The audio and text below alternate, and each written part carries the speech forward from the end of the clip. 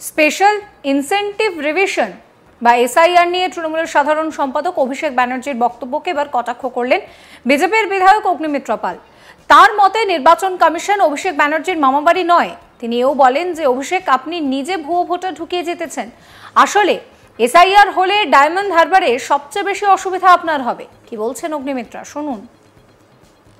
अभिषेक बनर्जी का मामार बाड़ी नहीं है इलेक्शन कमीशन ऑफिस। वो समझ रहे हैं मामार बाड़ी है। हम लोग बंगाल में बोलते हैं ना मामार बाड़ी राबदार।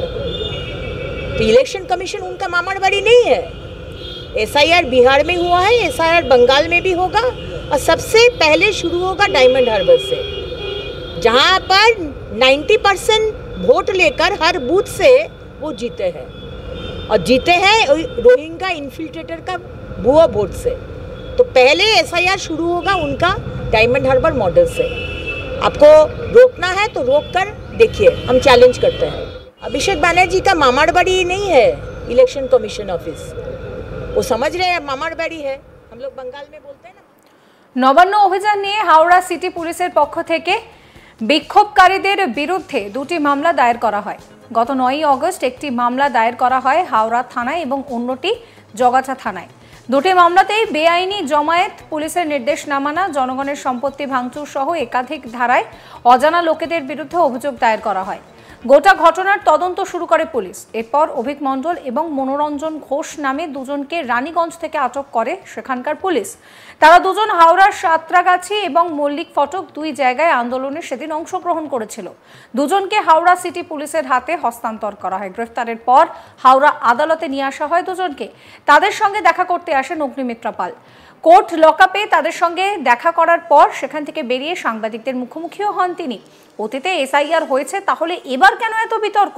সেই উত্তরে অগ্নিমিত্র বলছেন তৃণমূলের ভোট ব্যাংক হলো বাংলাদেশি অনুপ্রবেশকারী। সিএএ প্রসঙ্গে যে আন্দোলন হয়েছিল তা এসআইআর নিয়ে করার চেষ্টা হলেও মানুষ বুঝে গিয়েছেন বিভ্রান্ত তাতে হবেন না। মানুষ চাইছেন স্বচ্ছ ভোটার তালিকা হোক। আদালতের অনুমতিতে শনিবার মিছিল হয়। আন্দোলনকারীদের গ্রেফতার করে তাদের বিরুদ্ধে একাধিক ধারা দেওয়া হয়েছে। একসময় বিরোধী নেত্রী এখন বিরোধীদের মুখ বন্ধ করতে চাইছেন, এই কথাই বলছেন তিনি। আরজি করে অভয়ার ঘটনায় তথ্য লোপাটের অভিযোগ এনে তিনি বলেন 1 বছর হয়ে গেল, বিচার হলো না। 5 দিনের মধ্যে মুখ্যমন্ত্রী নিজের লিডারশিপ নিয়ে প্রাক্তন পুলিশ কমিশনারের মদত নিয়ে তথ্য প্রমাণ লোপাট করেছেন, কোনো লজ্জা নেই।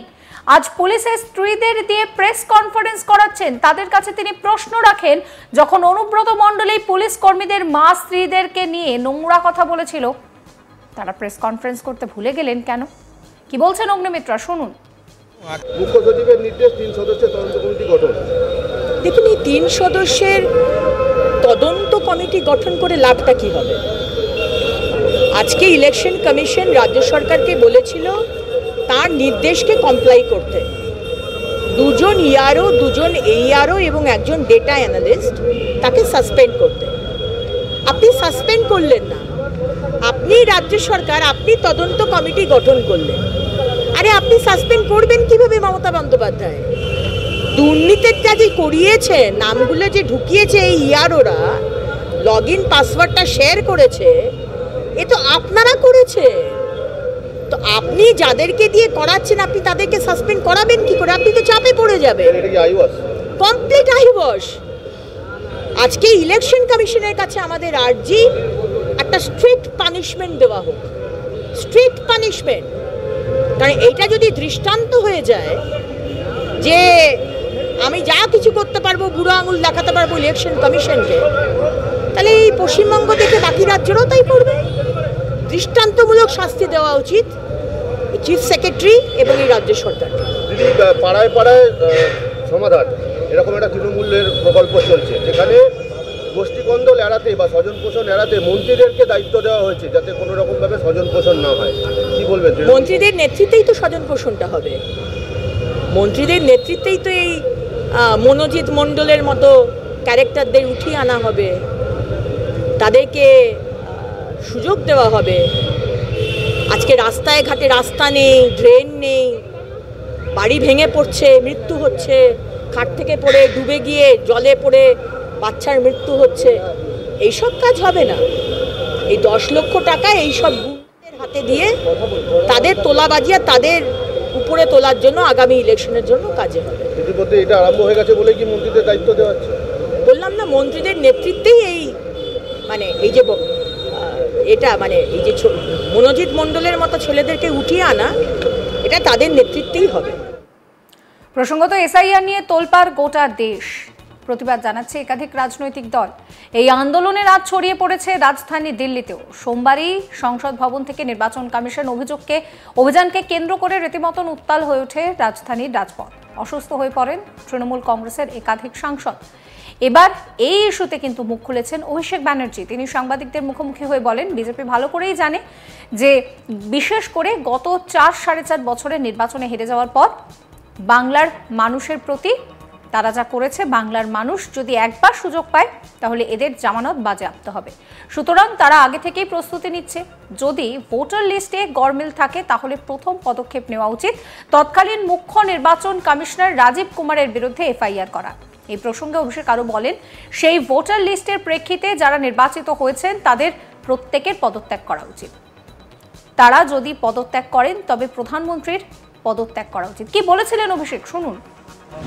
নিজেদের রাজনৈতিক স্বার্থে কাজে লাগিয়ে এখন মানুষের ভোটাধিকারটুকুও কেড়ে নিতে চাইছে। বিজেপি ভালো করে জানে যে বৈমাতৃসুলভ আচরণ বাংলার মানুষের প্রতি, বিশেষ করে গত 4.5 বছরে নির্বাচনে হেরে যাওয়ার পর বাংলার মানুষের প্রতি তারা করেছে। টাকা বন্ধ থেকে শুরু করে বাংলার মানুষকে বিভিন্নভাবে ব্যঙ্গ বিদ্রুপ করে বাংলাদেশি বলা। বাংলার মানুষ যদি ভোটাধিকার প্রয়োগ করার সুযোগ পায়, এদের জামানত বাজেয়াপ্ত হবে। সুতরাং তারা আগে থেকে প্রস্তুতি নিচ্ছে।